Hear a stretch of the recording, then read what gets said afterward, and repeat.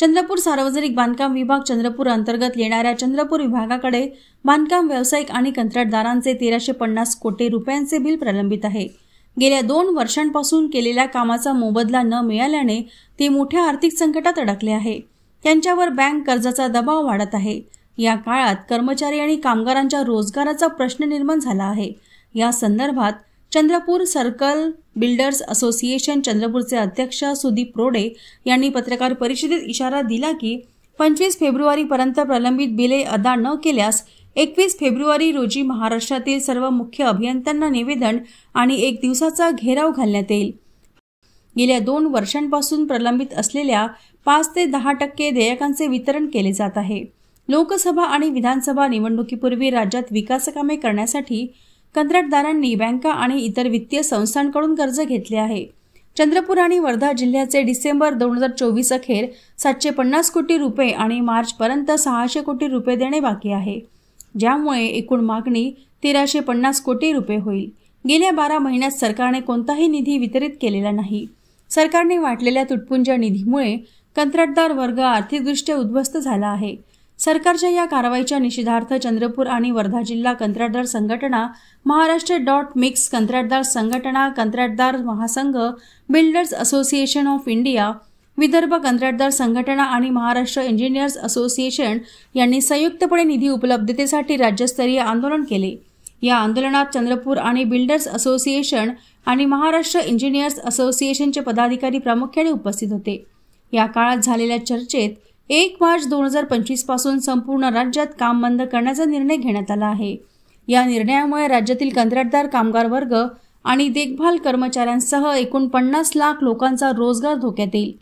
राज्यभरात 25 फेब्रुवारीपर्यंत 26,000 कोटी रुपयांची प्रलंबित रक्कम तात्काळ देण्याची आणि उर्वरित रकमेसाठी येत्या अर्थसंकल्पीय अधिवेशनात पुरवणी मागणीची तरतूद करून प्रलंबित देयकासाठी कार्यवाही करण्याची मागणी सरकारने केली आहे।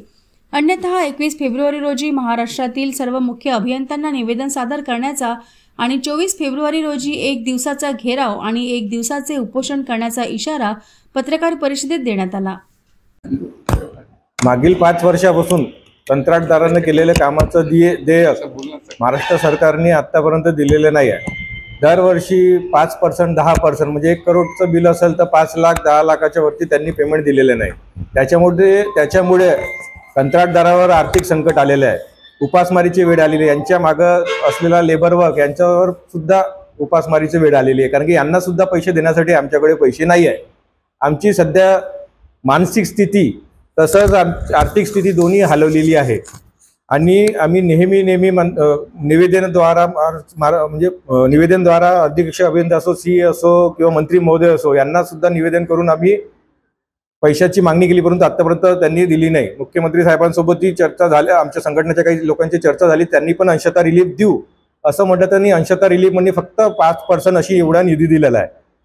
1300 करोडचा आमचा फक्त चंद्रपूर जिल्ह्याचा बकाया पैसे बाकी असून सुद्धा त्यांनी 36 कोटी फक्त आमच्याकडे पाठवलेले आहे।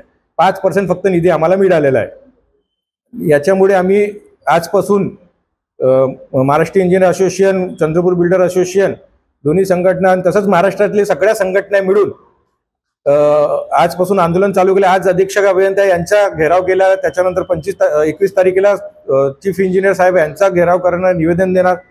तसेच 25 तारखेला जिल्हाधिकारी साहेब यांच्याकडे 1 दिवस धरणे आंदोलन आहे। त्याच्यानंतर 1 तारखेनंतर आम्ही मुंबई इथे जाऊन तिथेही आम्ही आंदोलनाची रूपरेषा तयार करू।